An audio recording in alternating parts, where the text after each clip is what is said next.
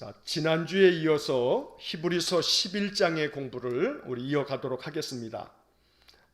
우리가 지난주에 히브리서 11장 1절서부터 믿음장의 이야기를 이제 시작을 했는데, 지난주에 말씀을 읽으면서 1절, 2절, 3절, 4절 이렇게 아벨의 이야기까지 나누고, 그 다음에 6절에 나와 있는 믿음이 없이는 하나님을 기쁘시게 못한다 라고 하는 말씀을 드리면서 5절을 잠깐 이렇게 빼두고 우리가 읽었습니다. 자, 오늘은 5절 말씀을 다시 한번 읽어보고 그 다음에 이어지는 11장의 마지막 또 이어지는 말씀들을 우리가 한번 살펴보도록 하겠습니다. 자, 히브리서 11장 5절의 말씀을 여러분 다 같이 한번 펴셔서 우리 한 목소리로 같이 읽으면서 우리 히브리서 11장, 12장 그리고 우리 오늘 13장까지 한번 나가보려고 하는데 같이 한번 말씀 읽어보겠습니다. 자, 히브리서 11장 5절의 말씀 우리 다 같이 한 목소리로 큰 소리로 함께 읽겠습니다. 믿음으로 에녹은 죽음을 보지 않고 옮겨졌으니 하나님이 그를 옮기심으로 다시 보이지 아니하였느니라. 그는 옮겨지기 전에 하나님을 기쁘시게 하는 자라 하는 증거를 받았느니라. 자, 이 히브리서 11장 5절의 말씀에서 믿음의 선진들, 믿음의 그 조상들의 이야기를 11장에서 많이 이야기를 하고 있는데, 첫 번째로는 지난주에 보았던 아벨은 믿음으로 하나님이 받으시기에 기뻐하시는 예배를 드렸다. 자기 자신을 사한 제물로 드린 거나 다름이 없습니다. 자, 그 다음에 두 번째로 이어지는 사람이 에녹입니다. 자, 창세기에 나오는 이 에녹에 대한 이야기, 오늘 이 5절 말씀에서는 믿음으로 에녹은 죽음을 보지 않고 옮겨졌다. 자, 창세기의 말씀을 읽다 보게 되면 하나님께서 에녹을 그를 승천 하늘로 데려가셔서 에녹이 이 땅에서 죽음을 보지 아니하고 하나님 나라로 옮겨진 사람으로 창세기에 기록이 되어져 있습니다. 자, 여기서 히브리서 11장에서 우리가 주목해 봐야 할 것은 뭐냐면 그 5절에 그 뒷부분에 보게 되면 그는 옮겨지기 전에 하나님을 기쁘시게 하는 자라 하는 증거를 받았느니라. 자, 히브리서를 기록한 이 기록자가 성령의 감동으로 깨달은 바는 이 모세오경 창세기에 나오는 에녹의 이야기를 읽으면서 아주 큰 감동을 받았습니다. 하나님께서 에녹을 이 땅에서 죽음을 맛보지 않고 그를 하나님 나라로 옮겨가셨다. 이것이 대단한 에녹의 믿음이라고 이 지금 히브리서는 우리에게 알려주는 겁니다. 자, 그런데 하나님이 에녹을 어찌해서 죽음을 보지도 않고 데려가셨는가? 워낙 하나님 마음에 이 에녹이 마음을 기쁘게 해드리는 자였기 때문에 하나님이 그를 데려가신 겁니다. 자, 하늘나라로 옮겨지기 전에 하나님을 기쁘시게 하는 자라라고 하는 증거를 받았다. 하나님이 그렇게 인정해 주셨다는 겁니다. 얼마나 아름다운 말씀인지 모릅니다. 여러분 다시 한번 이 5절 마지막 부분에 하나님을 기쁘시게 하는 자라, 이렇게 인정받은 겁니다. 하나님을 기쁘시게 하는 자라. 나의 인생이 어떠한 자가 될 건가, 어떤 사람이 될 건가, 사실 이것이 우리의 신앙에 있어서 대단히 중요한 겁니다. 무슨 이야기냐면 내가 무엇을 이루었느냐, 내가 무엇을 했느냐가 중요한 것이 아니라 더 중요한 것은 내가 어떤 사람이 되었느냐, 이게 중요합니다. 다시 말하면 내가 무엇을 했느냐, 영어로 말하면 doing, 내가 무엇을 했다라고 하는 것이 중요한 것이 아니라 나의 존재, being, 나 자신이 어떤 존재가 됐느냐, 이게 중요하다는 겁니다. 그래서 하나님께서 에녹을 이 땅에서 죽지 아니하고 죽음을 경험하지 아니하고 하나님 나라로 데려가신 까닭은 그가 하나님을 기쁘시게 하는 자다라고 하는 그런 증거를 받았기 때문에 하나님 데려가셨다는 겁니다. 다시 말하면 하나님이 바라보실 때 에녹만 바라보시면 하나님 너무 기쁘신 겁니다. 왜냐하면 그 존재 자체가 하나님의 성품을 온전히 회복하면서 하나님 닮은 그러한 삶을 살아갔기 때문일 겁니다. 그래서 오늘 우리가 이 5절 말씀을 읽으면서 하나님을 기쁘시게 하는 자, 자, 이 구절에 여러분 이렇게 빨간 펜이나 형광펜으로 한번 좀 색칠을 좀 해 놓으시고 한번 우리 마음속에 이렇게 생각해 보는 그런 시간이 있으셨으면 좋겠습니다. 어찌하면 하나님을 기쁘시게 해드릴까? 내가 어떻게 하면 하나님이 기쁘실까? 이 생각을 마음에 가지고 사는 사람, 그 사람은 에녹과 같이 반드시 하나님의 은혜를 덧입을 겁니다. 내가 어떻게 하면 하나님 기쁘실까? 내가 어떤 생각을 하면, 어떤 행동을 하면, 어떻게 말을 하면 하나님 기쁘실까? 하나님을 기쁘시게 해드리는 사람, 바로 그러한 사람들이 우리 신자들, 우리 성도들이 되기를 간절히 원합니다. 자, 그러면서 이어지는 6절의 말씀 지난주에도 보았습니다만 믿음이 없이는 하나님을 기쁘시게 하지 못한다. 자, 바로 앞에 있는 이 5절에서 에녹은 하나님을 기쁘시게 하는 자다라고 말했는데 6절의 말씀에서 마치 보충해 주듯이 믿음이 없이는 하나님을 기쁘시게 하지 못한다. 그러니까 우리의 믿음으로 말미암아 하나님은 우리의 믿음을 보시고 기뻐하신다는 겁니다. 내가 무엇을 행했느냐라고 하는 것 이전에 내가 여호와 하나님을 진심으로 믿는 그 믿음을 보셔서 믿음이 없이는 하나님을 기쁘시게 하지 못한다. 하나님 기뻐하시는 것은 우리 마음속에 있는 그 중심의 믿음을 하나님 기뻐하신다는 겁니다. 자, 그런데 히브리서는 6절에서 아주 중요한 이야기를 합니다. 하나님이 기뻐하시는 믿음이라고 하는 것이 뭔가? 오늘 이 6절 하반절에서는 하나님께 나아가는 자는 반드시 그가 계신 것, 하나님이 계시다는 것, 반드시 하나님이 나와 함께 계신다는 것, 그리고 하나님께서는 하나님을 찾는 사람들에게 반드시 그분은 상을 주시는 분이다 라고 하는 것을 믿어야 한다 라고 말씀합니다. 오늘도 이렇게 예배의 자리로 나오신 우리 성도님들, 비대면으로 예배하지만 우리가 이렇게 히브리서 11장 6절의 말씀처럼 하나님을 찾는 마음으로 예배의 자리에 나왔습니다. 또 이 예배 영상을 또 나중에라도 시청하시는 분들이 이 말씀을 들으시면서 마음속에 내가 하나님을 찾을 때, 하나님의 말씀을 향해서 나아갈 때, 말씀을 듣고자 내 시간을 낼 때 바로 그 마음속에는 하나님을 찾는 나에게, 하나님은 나에게 상을 주실 거야, 내게 은혜를 주실 거야 라고 하는 믿음을 가지고 하나님께 나아갈 때 하나님 그것을 기뻐하신다라는 겁니다. 무엇보다 중요한 것은 하나님께 나아가는 자는 반드시 그가 계신 것을 믿어야 한다. 하나님은 항상 우리가 예배할 때 이 예배의 자리에 하나님 지금도 임재하여 계심을 믿어야 한다는 겁니다. 우리의 눈에 보이지 않아도 하나님은 이 예배 가운데 임재하셔서 우리의 마음에 깨달음을 주시고 감동을 주시고 성령을 부어주셔서 말씀대로 살아야겠다는 마음을 우리에게 허락해 주십니다. 그래서 그 마음으로 인해서 용기가 생기고 그 마음의 믿음으로 말미암아 세상의 여러 걱정과 근심과 염려를 그저 성령의 바람으로 휑 날려버려서 마음에 하나님의 평강을 우리 마음속에 가지고 살아갈 수 있는 겁니다. 그래서 오늘 이 믿음으로 하나님을 기쁘시게 했던 에녹처럼 우리 또한 하나님께서 나와 함께 계신다는 것, 내가 하나님을 찾을 때마다 하나님은 나에게 상을 주신다는 것, 이것을 항상 말씀처럼 이렇게 믿고 의지하는 그런 삶이 되시기를 간절히 축원합니다.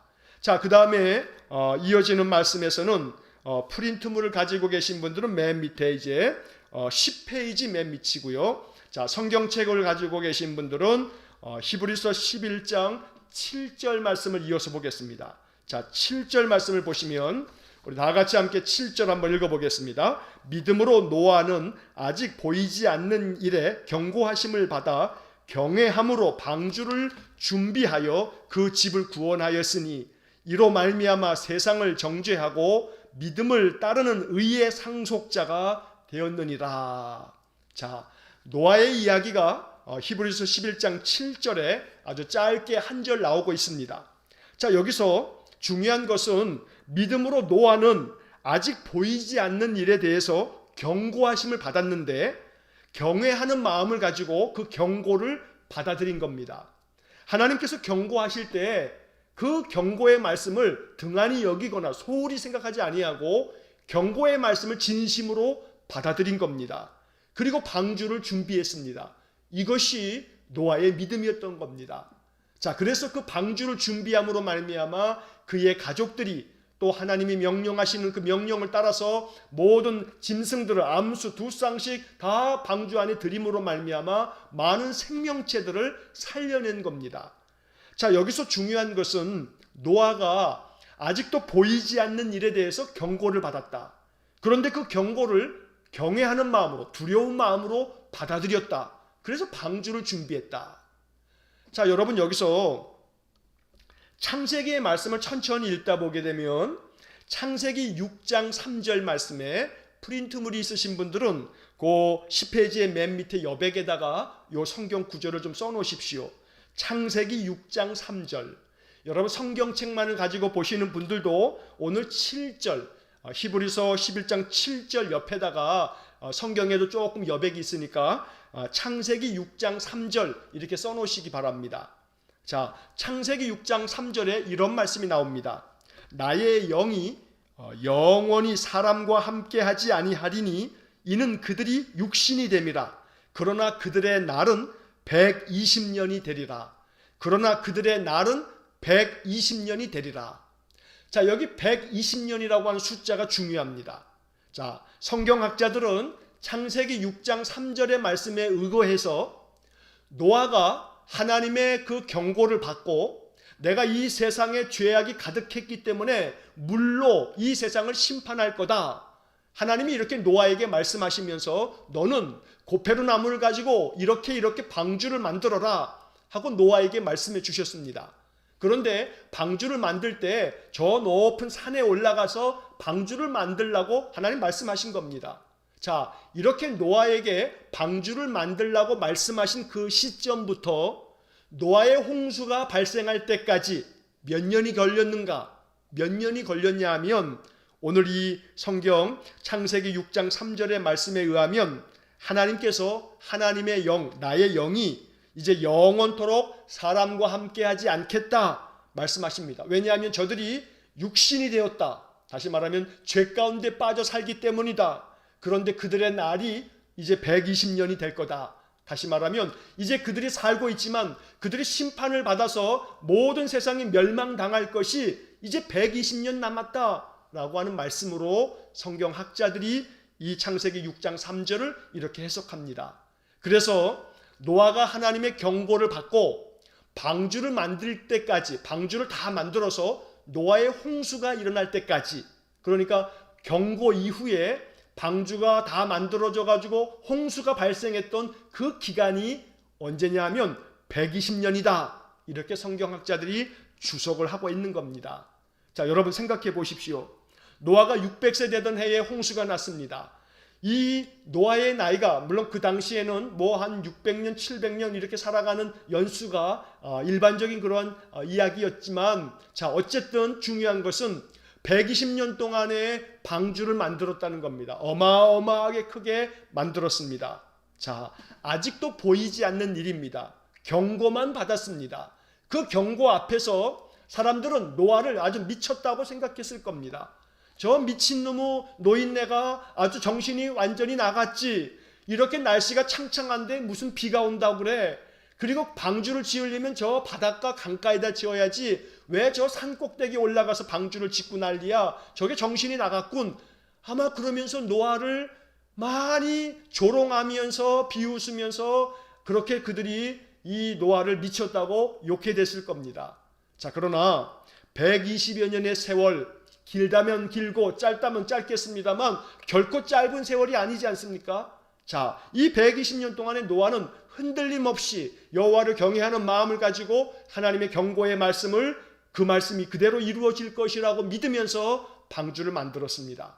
그리고 방주가 다 완성되고 하나님 명령대로 모든 짐승들을 하나님 명령대로 다 방주에 집어넣고 하나님 방주의 문을 닫으신 후에 40일 40야로 비가 내렸습니다. 그래서 모든 세상이 그렇게 홍수로 말미암아 멸망당하고 말았던 것입니다. 자, 여기서 우리는 이 7절 말씀을 읽으면서 그 7절 앞부분에 믿음으로 노아는 아직 보이지 않는 일에 경고하심을 받아 이렇게 방주를 준비했다라고 말씀합니다. 여러분, 이 말씀이 우리에게 주는 메시지가 있습니다. 아직도 보이지 않는 일에 대해서 하나님은 지금도 우리에게 경고합니다. 그 경고를 마음속에 받아들이면서 방주를 준비했던 노아처럼 우리 또한 방주를 준비하는 인생이 되어야 합니다. 아직 보이지 않는 일이지만 하나님은 분명히 말씀합니다. 우리가 히브리서 9장을 읽으면서 우리가 읽었습니다. 사람이 한 번 죽는 것은 정하여져 있는 것인데 그 후에는 심판이 있다라고 히브리서 9장에서 우리가 읽었습니다. 자, 비록 우리가 죽고 난 다음에 어떻게 될지 보이지 않는 일입니다. 볼 수 없는 일입니다. 그러나 분명히 성경을 통해서 경고를 받았습니다.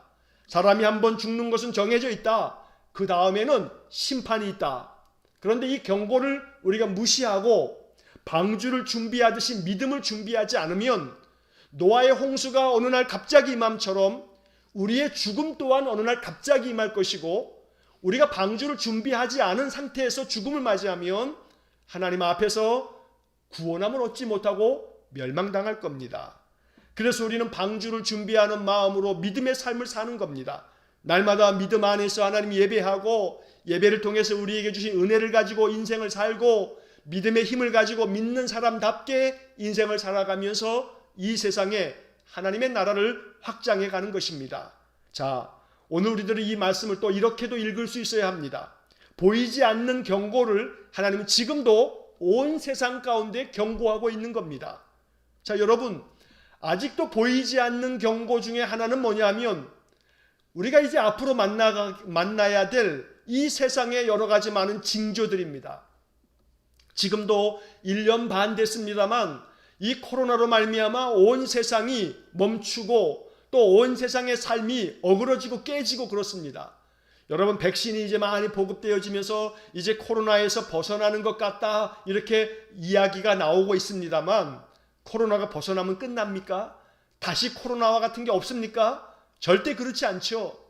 2000년 이후에 우리는 이미, 제가 여러 번 설교 시간에도 말씀드렸습니다만 2000년이 지나고 나면서부터 우리들 삶 속에 얼마나 많은 전염병들이, 감염병들이 지금까지 왔습니까? 여러분, 메르스, 사스, 또 신종플루, 또 여러 가지 것들이 이렇게 왔습니다. 그러다가 이제 찾아온 것이 이제 코로나입니다. 자, 코로나가 지나고 나면 백신도 또 치료제도 다 나오고 나면 그러면 끝날까요? 이제 또 몇 년이 지나고 나면 4년, 5년쯤 지나면 또 이상한 또 다른 바이러스가 또 나타나서 지금보다 더 거칠게 우리의 인생을 무너뜨릴 겁니다. 하나씩 징조가 나타나고 있습니다. 21세기 접어들면서 2000년 이후에 하나씩 징조가 나타나고 있는 겁니다.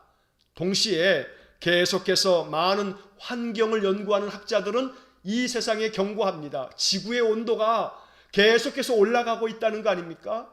그래서 2050년이 되기 전까지 지구의 온도를 1.5도라도 낮추지 않으면 지구가 결국은 1도씩 올라가면 이 지구의 그 온도로 말미암아 지구는 엄청난 기후변화로 말미암는 재앙을 당하게 될 거다.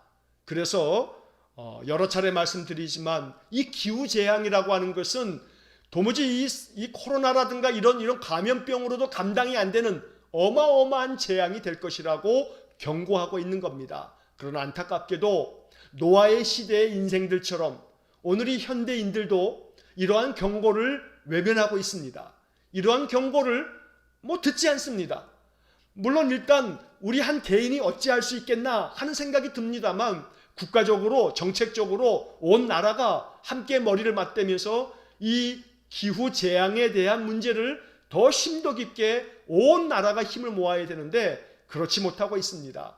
결국은 오늘 이 7절의 말씀처럼 아직 보이지 않는 일에 경고하심을 받았다면 방주를 준비했던 노아처럼 준비해야 하는데 준비하지 않으면 결국은 모든 인생들이 멸망의 길로 나아가게 될 겁니다. 자, 일단은 우리 자신의 인생의 이야기로만 한정지어서 생각하겠습니다.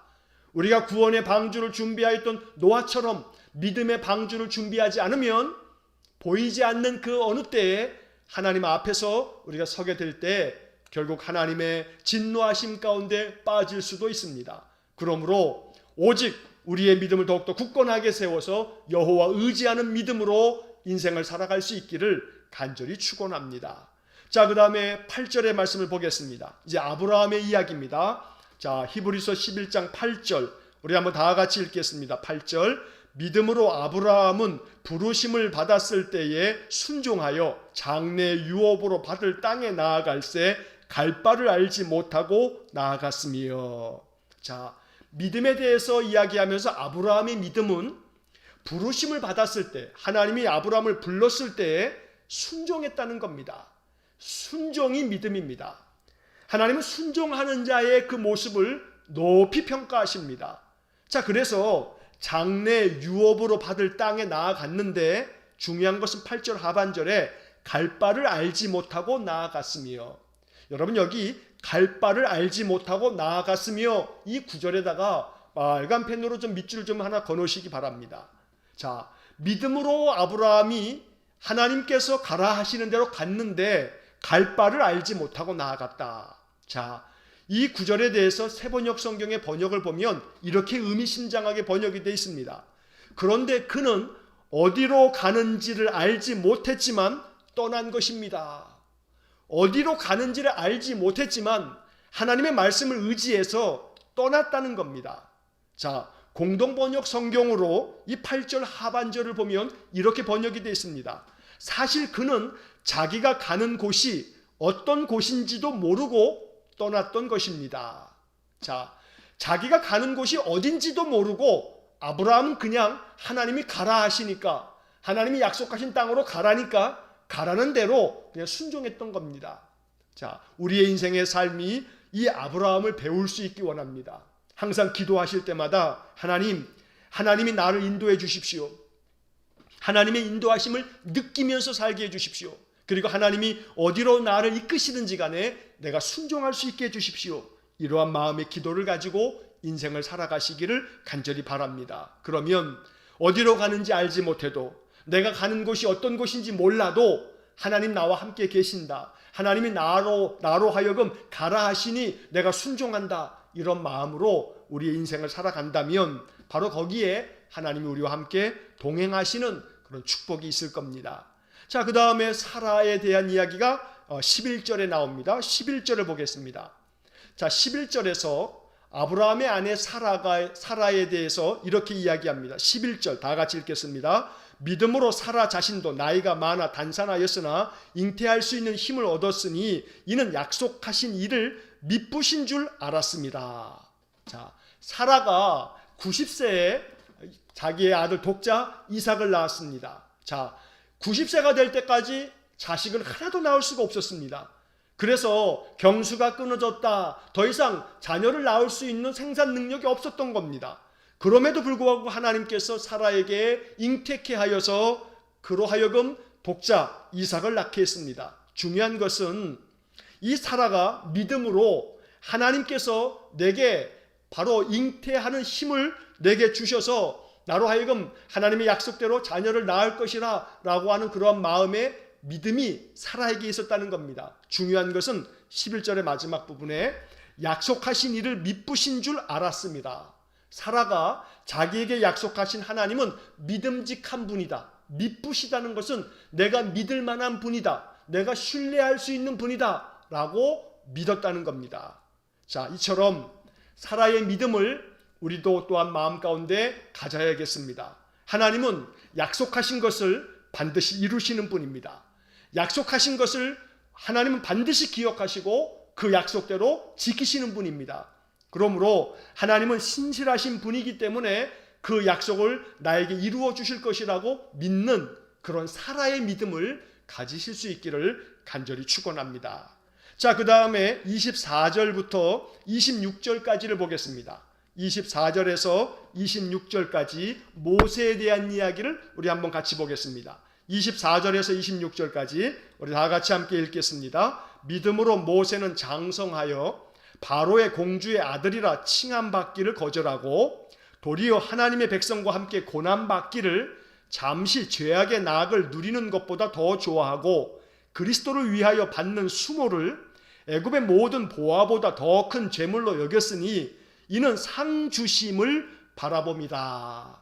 자, 모세는 믿음으로 그가 장성했을 때 애굽의 왕자로 칭함을 받으면서 애굽에서 온갖 보화를 누리는 것보다 더 중요한 것은 하나님의 백성으로서 하나님의 백성들과 함께 고난받는 것을 더 마음 가운데 보람 있는 일이요 즐거운 일이라고 여기면서 오직 그리스도를 위해서, 이 26절에 그리스도를 위해서 받는 수모라고 이렇게 되어져 있는데, 예수님께서 구약 시대에는 아직 계시지 않지만 여기 그리스도를 위하여 받는 수모라고 하는 것은 그리스도 주님을 위해서 받는 수모, 다시 말하면 오직 하나님의 백성들, 이스라엘 백성들은 하나님이 택하신 백성인데 그 백성들이 섬기는 주님을 위해서 이 모세 또한 애굽으로부터 받는 그 모든 고통과 괴로움들을 그저 받아들이면서 애굽의 왕자로서 사는 것을 포기하고 자기 민족인 이스라엘 백성들과 살기를 작정함으로 말미암아 그가 하나님께로부터 믿음의 사람이라고 인정받았다는 겁니다. 자, 여기서 중요한 것은 26절의 그 중간에 나오는 말입니다. 애굽의 모든 보화보다 더 큰 재물로 여겼으니 이는 상 주심을 바라봄이라. 자, 애굽에서 자기는 왕자로서 자랐기 때문에 그저 이스라엘 백성들 아무리 자기의 그 어떤 육체적인 생물학적인 그런 자기의 민족이 이스라엘 민족이라 할지라도 자기가 애굽의 바로 왕의 딸에게 양자로 입양이 되어서 자라서 이 애굽의 왕자로 자랐기 때문에 자기 민족을 모른 척하면 그만입니다. 그러나 모세는 자기 민족을 모른 척하지 아니하고 자기 민족을 위해서 자기가 어떤 고난을 당한다 할지라도 이것을 애굽에서 자기가 누릴 수 있는 그 어떠한 보화보다 더 큰 것이라고 여겼다는 겁니다. 중요한 것은 모세가 우선순위가 무엇인지를 알았다는 겁니다. 자, 그래서 오늘 24절에서 26절까지 모세가 믿음으로 하나님께 인정받은 것은 모세가 무엇이 중요한지, 무엇이 더 가치가 있는지, 무엇이 더 소중한지를 모세는 분명히 알았기 때문에 이것이 바로 하나님 앞에서 믿음으로 인정받았다는 겁니다. 우리 안에서도 마찬가지입니다. 우리의 마음속에 무엇이 정말로 더 가치 있는 것인지, 무엇이 더 보배와 같은 것인지를 구분할 줄 아는, 분별할 줄 아는 그런 영적인 분별력이 있기를 간절히 축원합니다. 하나님께서 상 주실 것을 바라보면서 모세는 믿음으로 하나님의 백성들과 함께 하기를 선택했던 겁니다. 바로 이것이 모세가 믿음의 사람으로 인정받아서 이 히브리서 11장에 기록되어진 겁니다. 언제나 늘 우리의 우선순위, 무엇이 더 중요한 것을 판단할 줄 아는 그러한 바른 분별력을 가지고 있어서 믿음의 삶, 하나님의 백성으로 살아가는 것, 이것이 더 본질적인 부분에서 중요하다는 사실을 언제나 잊지 않고 살아갈 수 있기를 간절히 축원합니다. 자, 그 다음에 31절의 말씀을 보겠습니다. 31절의 말씀을 보시면 기생 라합에 대한 이야기가 나옵니다. 31절 우리 다 같이 읽겠습니다. 믿음으로 기생 라합은 정탐꾼을 평안히 영접하였으므로 순종하지 아니한 자와 함께 멸망하지 아니하였도다. 자, 이 히브리서 11장 31절에 나오는 라합에 대한 이야기. 자, 이 기생 라합은요 아주 특별한 여자입니다. 왜냐하면 마태복음 1장에 예수님의 족보가 나오는데 예수님의 족보에 5명의 여자 이름이 나옵니다. 자, 이 5명의 여자가 예수님의 족보에 등장하는데 그 중에 한 사람이 라합입니다. 자, 이 기생 라합, 말 그대로 이 사람은 기생이었습니다. 자기의 몸을 파는 여자였습니다. 이 사람은 그저 세상 속에서는 가치 없는 여자입니다. 무가치한 사람입니다. 그럼에도 불구하고 이 기생 라합이 믿음으로 말미암아 예수님의 족보에 오르는 예수님의 조상이 되었다는 겁니다. 이게 얼마나 중요합니까? 자, 이 기생 라합은 여호수아가 이끄는 이스라엘 군대가 요단강을 건너서 그들이 여리고 성에 들어갈 때에 여호수아 장군은 여리고 성의 그 형편을 정탐하기 위해서 정탐꾼 2사람을 보냅니다. 자, 그때 이 여리고 성 안에서 살고 있었던 기생 라합은 바로 이스라엘 군대가 보낸 이 정탐꾼들을 피난시킵니다. 도와주어서 숨겨줍니다. 그래서 그들이 잘 돌아가도록 만들어줍니다. 왜냐하면 이 기생 라합의 마음속에는 하나님의 군대, 저 이스라엘 군대가 여리고를 무너뜨릴 뿐만 아니라 이 가나안 땅을 다 점령할 것을 알았습니다. 마음에 믿었습니다. 하나님의 그 능력을 그가 알았던 겁니다. 그래서 라합은 정탐꾼들을 보내어주면서 평안히 보내면서 나를 꼭 기억해달라. 당신들이 이 여리고 성을 함락할 때 우리 집과 우리의 가족들을 구원해달라 라고 요청합니다. 그래서 정탐꾼과 함께 이야기한 대로 자기 집에다가 이렇게 붉은 끈을 묶어서 자기 집을 표시함으로 말미암아 바로 이 여리고성이 무너질 때 라합의 집만큼은 보호를 받았던 겁니다. 자, 그래서 믿음으로 기생 라합은 정탐꾼들을 평안하게 영접을 하였으므로 순종하지 아니한 자, 바로 여리고성 사람들을 말합니다. 순종하지 아니한 사람들과 함께 멸망하지 않았다. 동시에 멸망하지 않았을 뿐만 아니라 이 기생 라합은 예수 그리스도의 족보에 오르는 예수님의 조상이 되었다는 겁니다. 그의 출신은, 그가 살아간 삶은 형편없는 기생의 삶이었지만 하나님은 세상의 직업이나 세상에서 그 사람이 가지고 있는 지위나 세상에서 그 사람이 어떤 존재냐라고 하는 것을 중요하게 여기지 않습니다. 하나님에게 중요한 것은 그의 마음속에 여호와 하나님을 경외하는 마음으로 하나님을 진심으로 믿는 믿음이 있느냐, 이것이 하나님 앞에 가장 중요한 기준이 되었던 겁니다. 그래서 기생 라합까지도 하나님은 예수님의 조상이 되도록 그렇게 역사하셨던 겁니다. 자, 이렇게 믿음의 조상들에 대한 이야기가 쭉 길게 나오다가 이제 우리가 이 히브리서 11장의 마지막 부분에서 36절부터 38절까지의 말씀을 보겠습니다. 자, 이 말씀이 대단히 중요합니다. 여러분 펜이 있으시면 성경책에다가 36절에서 38절까지 바깥에다가 이렇게 테두리를 빨간 펜으로 이렇게 네모 박스를 좀 쳐놓으시면 좋겠습니다. 히브리서 11장을 읽을 때에 이 11장 36절에서 38절은 대단히 중요한 핵심 구절입니다. 자, 36절부터 38절까지 우리 다 같이 한 목소리로 읽어보겠습니다. 또 어떤 이들은 조롱과 채찍질 뿐 아니라 결박과 옥에 갇히는 시련도 받았으며 돌로 치는 것과 톱으로 켜는 것과 시험과 칼로 죽임을 당하고 양과 염소의 가죽을 입고 유리하여 궁핍과 환난과 학대를 받았으니 이런 사람은 세상이 감당하지 못하느니라. 그들이 광야와 산과 동굴과 토굴에 유리하였느니라.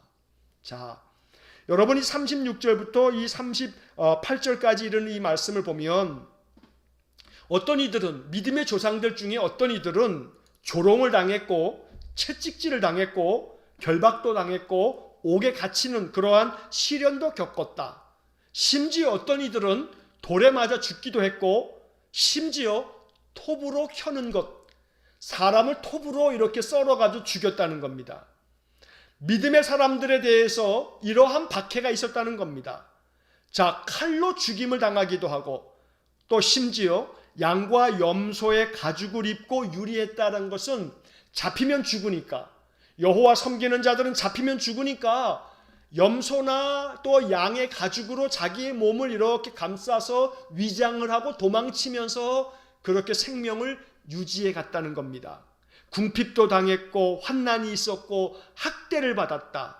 자, 그런데 이렇게 학대를 받았지만 이 사람들이 여호와를 믿는 믿음으로 살았기 때문에 38절에 이런 사람은 세상이 감당하지 못하느니라. 이런 사람은 세상이 감당하지 못하느니라.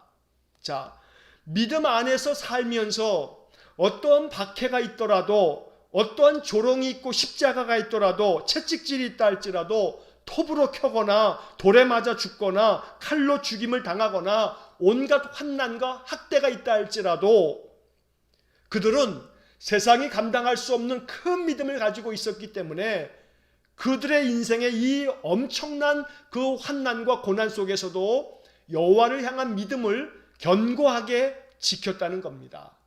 자, 그래서 이 히브리서 기자가 써서 그 당시 로마의 박해를 당하고 있었던 신자들에게 이 편지를 나누어 주면서 이 편지를 읽고 있는 많은 신자들은 이 히브리서 11장 36절부터 38절까지를 읽으면서 마음에 큰 감동을 받는 겁니다. 나도 믿음 안에서 세상이 감당하지 못할 사람이 되겠다. 세상 사람들이 도무지 나의 믿음을 감당할 수 없을 만큼 정말로 큰 믿음을 갖겠다라고 하는 결단을 내리면서 믿음 안에서 순교하기를 두려워하지 않았던 겁니다. 여러분, 오늘날에는 순교의 시대는 아닙니다. 그래서 우리는 말하기를 적색 순교는 이제 없다. 물론 앞으로 어떻게 될지 모르지만 지금 그렇다는 겁니다. 적색 순교라고 하는 것은 진짜로 우리의 피를 흘려야 되는 순교. 100년 전, 200년 전만 하더라도 예수를 믿는다는 이유로 피 흘려야만 했습니다. 목이 베어 죽임을 당했습니다. 그러나 지금은 종교의 자유가 있기 때문에 예수를 믿는다고 해서 붙잡아다가 옥에 가둘 수도 없으려니와 심지어 목을 베어 죽인다는 것은 말도 할 수 없는 일입니다. 그런 일은 절대 없습니다. 자, 그런데 이러한 적색 순교는 없다 할지라도 많은 선교 신학을 이야기하는 분들이 이야기합니다. 우리 시대에 적색 순교, 피 흘림의 순교는 없지만 백색 순교가 있다라고 하는 이야기를 합니다. 백색 순교라고 하는 것은 뭐냐면 하나님의 말씀을 지키기 위해서, 하나님의 백성으로 살기 위해서 당해야 하는 많은 어려움들, 이게 백색 순교라고 말하는 겁니다. 하나님의 백성답게 살기 위해서 감내해야만 하는 많은 어려움들, 하나님의 백성으로서 말씀을 지키면서 살기 위해서 이 세상에서 받아야 될 여러 가지 조롱이라든가 세상으로부터 받아야 될 비웃음에 대해서 이것을 백색 순교라고 말하는 겁니다. 그래서 오늘 우리들은 이 히브리서 11장을 읽으면서 세상이 감당하지 못할 그런 믿음을 가지고 백색 순교를 당할 것을 마음속에 작정하면서 2000년 전에 적색 순교, 피 흘림의 순교를 당했던 신자들을 생각하면서 오늘 이 시간에 우리가 살아가는 삶에서 여호와 하나님을 믿음으로 말미암아 내가 견디어내야 할 인생의 많은 시련과 역경들을 백색 순교를 당하는 것처럼 견디어낼 수 있고 참아낼 수 있고 하나님 의지하면서 기도하면서 이 인생의 모든 시련들을 믿음을 잘 지키면서 이겨나갈 수 있기를 주의 이름으로 간절히 축원합니다.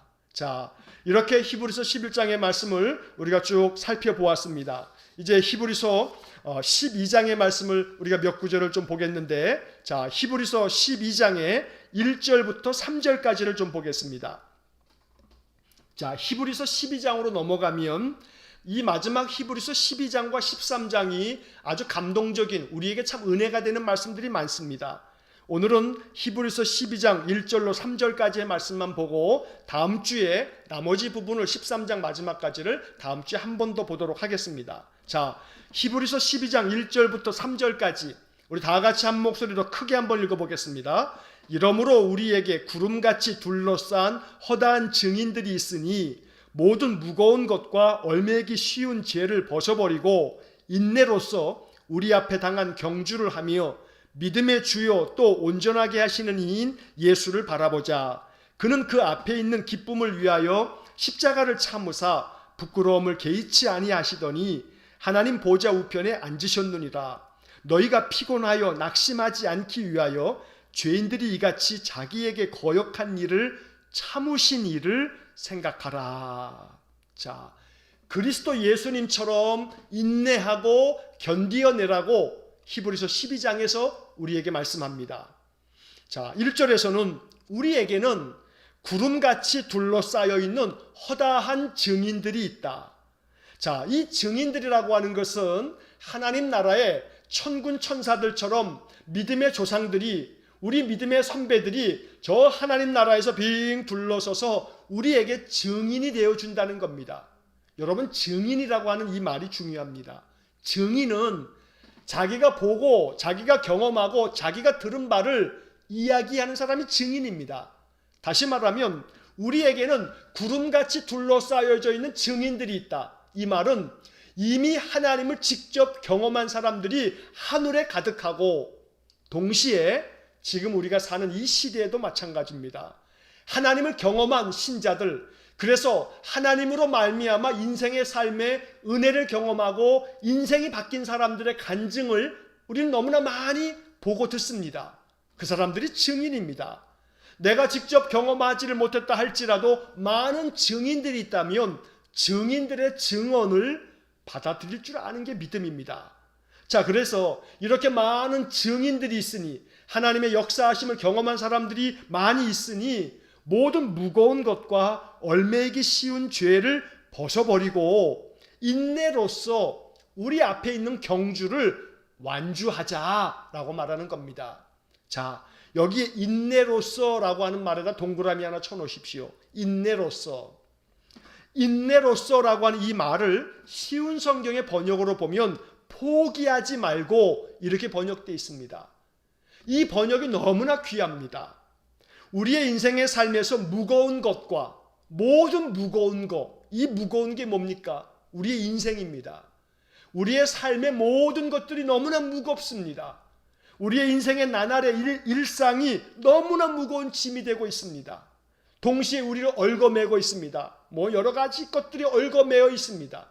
자, 그러다 보니 이런 모든 것들을 믿음 안에서 기도하면서 벗어버리고 포기하지 말고 믿음의 경주를 완주해라 라고 말하는 겁니다. 여러분, 어떠한 육상 경기든지 간에 중요한 것은 완주죠. 완주가 중요합니다. 내가 몇 등을 했느냐, 1등을 했느냐, 이것도 중요하겠지만 하나님 앞에서 중요한 것은 완주하는 게 중요합니다. 완주하는 것. 끝까지 믿음을 지키는 게 중요합니다. 이것이 승리자입니다. 자, 그래서 포기하지 말고 인내로서 이 말씀 앞에서 우리가 마음속에 용기를 내야 합니다.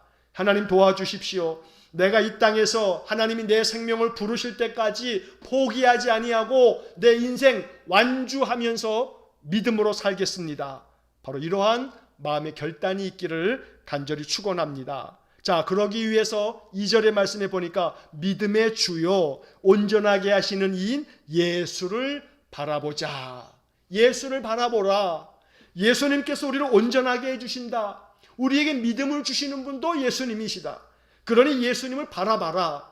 이 예수님께서는 앞에 있는 기쁨을 위해서 십자가도 참으신 분이다. 그러니까 어떤 고난이 있다 할지라도 박해가 있다 할지라도 예수님이 십자가를 참으신 것처럼 믿음의 주님이요 온전하게 만들어주신 예수님을 바라보면서 인내로서 포기하지 말고 우리가 당한 경주를 완주해라 라고 촉구하고 있는 겁니다. 자, 그 다음에 2절의 마지막 부분에 이런 말씀이 나옵니다. 부끄러움을 개의치 아니하시더니 하나님 보좌 우편에 앉으셨느니라. 부끄러움을 개의치 않으셨다. 여러분, 여기서 개의치 않았다라고 하는 이 단어가 참 의미가 있습니다. 개의치 않다는 것은 뭐냐 하면 어떤 일 따위를 마음에 두거나 신경을 쓰지 않았다라는 겁니다. 어떤 일도 마음속에 신경 쓰지 않는 것, 이거 개의치 않는 겁니다. 우리의 인생의 삶, 인생의 그 어떤 괴로움이 있다 할지라도 개의치 않는 믿음이 있기를 간절히 축원합니다. 여러분, 인생의 크고 작은 일 때문에 너무 많이 신경 쓰고 살지요. 그러나 오늘 이 히브리서 12장의 말씀을 읽으면서 믿음의 주요, 우리를 온전하게 하시는 예수를 바라보십시오. 그러면 하나님께서 주시는 믿음으로 말미암아 내 삶에서 벌어지고 있는 모든 일들 신경 쓰지 않는, 개의치 않는 그런 용기가 생겨질 수가 있습니다. 오직 예수 그리스도를 바라보면서 인생의 삶을 살아가시기를 간절히 축원합니다. 자, 마지막 3절 말씀에서 너희가 피곤하여 낙심하지 않기 위하여 죄인들이 이같이 자기에게 거역한 일을 참으신 일을 생각하라. 자, 죄인들이 예수 그리스도를 십자가에 못 박았습니다. 이렇게 하나님을 거역했습니다. 그럼에도 불구하고 그 모든 것들을 참아주신 하나님을 생각해라. 그러면 너희들이 피곤하더라도 낙심하지 아니하고 하나님을 생각하면 하나님께서 이기게 하신다, 견디게 하신다, 용기도 주시고 힘도 주시고 지혜도 주신다 라고 말씀하는 겁니다. 자, 여기에 피곤하여 낙심하지 않기 위하여 라고 하는 말씀을 쉬운 성경의 번역으로 보면 이렇게 번역되어 있습니다. 지칠지라도 낙심하지 말고 예수님의 본을 따르기 바랍니다. 지칠지라도 낙심하지 말고 예수님의 본을 따라가면서 예수님이 십자가를 참으신 것처럼 우리의 인생의 어려움들을, 무거운 짐들을 참으면서 하나님만을 바라보면서 나아가라 라고 말씀하는 겁니다. 여러분, 이러한 말씀을 듣고 다시 한번 말씀드리지만 2000년 전의 신자들은 이 히브리서의 말씀 한 구절 한 구절을 마음에 받아들이면서 그들 앞에 놓여져 있는 인생의 모진 고통을 견디어냈던 겁니다. 코로나 시대가 우리를 괴롭게 만듭니다. 그러나 이 코로나 시대에 히브리서의 말씀을 읽으면서 이 말씀으로 인해서 용기를 얻고 이 말씀으로 인해서 믿음을 갖고 또 이 말씀으로 인해서 능력을 받아서 우리의 인생의 모든 삶, 지칠 때라도 낙심하지 말고 예수님을 바라보면서 우리 주님이 주시는 능력으로 승리하는 삶을 살아가시기를 간절히 축원합니다. 다시 한번 히브리서 11장 38절에 나온 것처럼 이런 사람은 세상이 감당하지 못하느니라. 세상이 감당할 수 없는 믿음, 세상 사람들이 도무지 어떻게 저렇게 견디어내는가 싶을 정도로 믿음으로 말미암아 인생의 어떤 것도 이겨낼 줄 아는 그런 신실한 사람들이 되시기를 주님의 이름으로 간절히 축원합니다. 기도하겠습니다. 사랑이 많으신 하나님 감사합니다. 히브리서 11장과 히브리서 12장의 말씀들을 읽으면서 이 말씀들이 우리에게 주시는 하나님의 약속의 말씀인 줄 믿습니다. 믿음의 선진들처럼 세상이 감당할 수 없는 믿음의 사람들 되기를 원합니다. 오직 우리를 온전하게 만드시며 견고한 믿음으로 우리를 지켜주시는 예수 그리스도를 바라보면서 인내하고 포기하지 말고 낙심하지 말고 우리 주님만을 따르는 신실한 믿음의 사람들 되게 해 주옵소서. 날마다 우리의 인생의 삶이 괴로움이 많아도 이 모든 무거운 짐을 십자가 아래 내려놓고 우리 주님께서 나와 함께 계시며 나를 지키시며 내게 큰 능력을 더하심을 믿으면서 인생의 모든 삶 믿음으로 완주할 수 있는 우리 모든 성도들 되게 해 주옵소서. 예수님 이름으로 기도하옵나이다. 아멘. 우리 구주 예수 그리스도의 은혜와 하나님 아버지의 극진하신 사랑과 성령의 교통하심이 세상이 감당할 수 없는 믿음을 가지고 포기하지 아니하고 인생의 마지막 그 완주점까지 신실하게 주님만을 바라보며 나아가기를 간절히 소원하는 머리 숙인 귀한 성도들 위해 영원토록 함께 하시길 축원하옵나이다. 아멘.